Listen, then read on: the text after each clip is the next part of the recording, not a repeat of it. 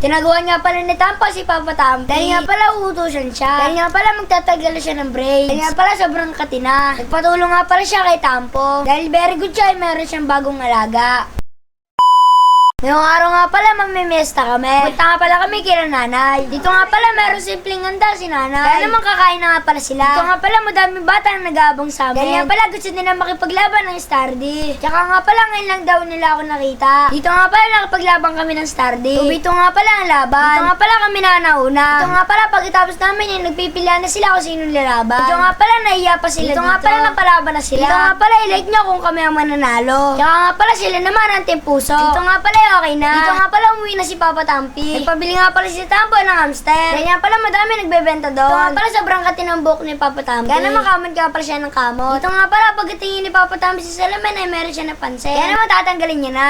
Hanapin niya muna si Tampo. Kaya pala nagtatago si Tampo. Kaya naman ay hinahanap siya ni Papa Tampi. Napansin nga pala ni Papa Tampi ang hamster ni Tampo. Dito nga pala napalingon sa akin. Parehas nga pala kami tulog. Dito nga pala inawakan ni Papa Tampi. Sobrang cute nga pala neto. Patingin naman ako na sa inyo. Parang nagtatampo nga pala dito si Ashlong. Dito nga pala may hinanap si Papa Tampi. Buti na lamang nakita niya ang gunting. Nawawala na naman si Tampo. Dito nga pala hinanap ni Papa Tampi. Nga pala nagtatago sa washing machine. Dito nga pala malalagot si Tampo kay Mama Tampi. Dahil nga pala paglalagyan ng lupa ay natapon na.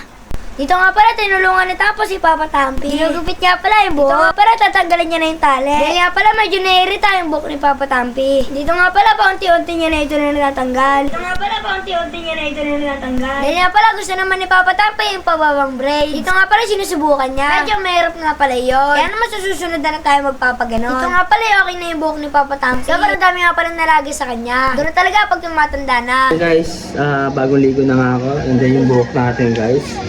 Ay, bumalik na sa dati, guys. Next time, ganito naman tayo, guys. Pababa. Papahabahin ko muna to, guys. Ayan. Ito nagsusugit yung ano ko dito eh. Ayan, guys, yung hamster ni Tampo, guys. Silipin naman natin. Yung hamster ni Tampo. Wow! Hindi, tutulog lang yan. Ayan. Anong pangalan ng hamster mo? Shanglong. Ha? Shanglong.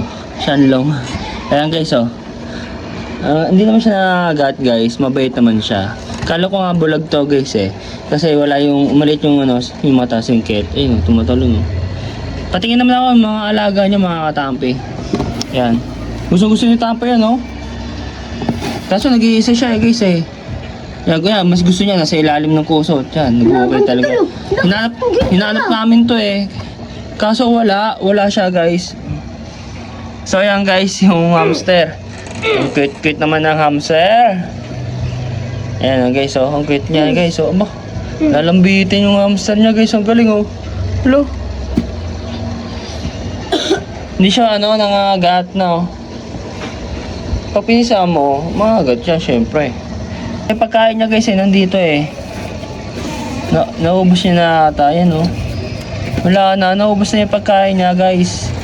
Sunflower yung pagkain ko dito, eh. Yan, guys, oh.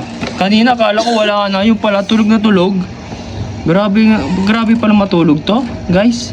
Yun na yun, yun, oh. Ito mo, mas gusto niya dyan sa ilalim, oh.